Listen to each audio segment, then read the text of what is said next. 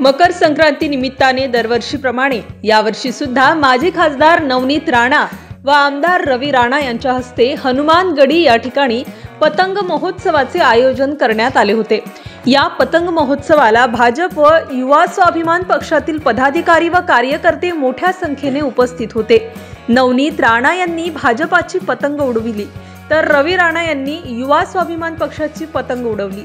युवा स्वाभिमान पार्टी व भाजपमध्ये युती असून आम्ही पतंग महोत्सव सुद्धा युवती धर्म पाळला असल्याचे नवनीत राणा यांनी बोलताना सांगितले। तर मकर संक्रांत आहे, तिळगुळ घेऊन सर्वांनी गोड गोड बोलावे। जे लोक खूप कडू बोलतात अशा लोकांना माझा एकच सल्ला राहील की तिळगुळ घ्या आणि गोड गोड बोला।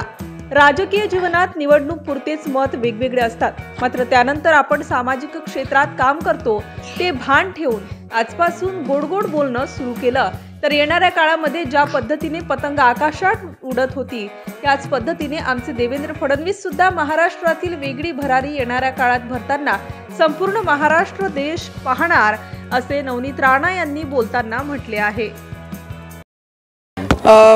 मकर संक्रांत आहे आणि दरवर्षीप्रमाणे आपण कोणताही सण असला तर आपण खूप आनंदात साजरा करतो आणि यावेळी थोडासा वेगळा आहे कारण 7 महिने पहिले 6-7 महिने पहिले आपण भारतीय जनता पार्टीमध्ये प्रवेश केला। तर आज भारतीय जनता पार्टी आणि स्वाभिमानचे 2 पतंग आज होत्या आणि आकाशात सुद्धा आज महायुतीचं गठबंधन दिसत होता आणि चांगल्या प्रकारे दोन्ही मस्त आकाशात पतंग उडत होत्या आणि हे आनंदाचे क्षण असतात आणि याला आपण चांगल्या पद्धतीने जगलो पाहिजे आणि तेच आनंद आम्ही आमच्या लोकांसोबत घेत असतो। या निमित्तानं तुम्ही तुमच्या विरोधकांना काय संदेश देणार? माझे काय विरोधक आहे, राजकारणामध्ये फक्त एक लिमिट आपण क्रॉस करून कोणीही कोणावर बोलू नये, फक्त मी नेहमी हेच मानत राहते।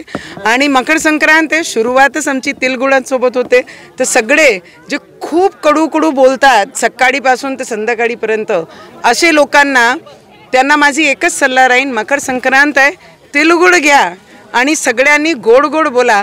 राजकीय जीवनमध्ये फक्त इलेक्शन पुरता हा आपले एकमेकाचे विचार वेगळे असतात, पण त्याच्यानंतर आपण एक सामाजिक क्षेत्रात काम करतो आणि ती भान जर आपण ठेवली आणि आजपासून गोड बोलणं सुरू केला तर मला वाटते येणाऱ्या काळामध्ये ज्या पद्धतीने पतंग आकाशात उडत होती त्याच पद्धतीने आमचे देवेंद्र फडणवीसजी सुद्धा आमची महाराष्ट्राची एक वेगळी भरारी येणाऱ्या काळामध्ये भरताना सगळे महाराष्ट्र आणि पूर्ण देश पाहणार आहे। मला वाटते की माझे प्रत्येक श्वासातच म्हणतात ना जसे पोटची मणी काळी असतात तसेच प्रकारे माझ्या जीवनामध्ये त्याला जसं महत्त्व आहे त्यापेक्षा माझे श्वासापेक्षाही जास्त महत्त्व रवीजींचं माझ्या जीवनामध्ये आहे।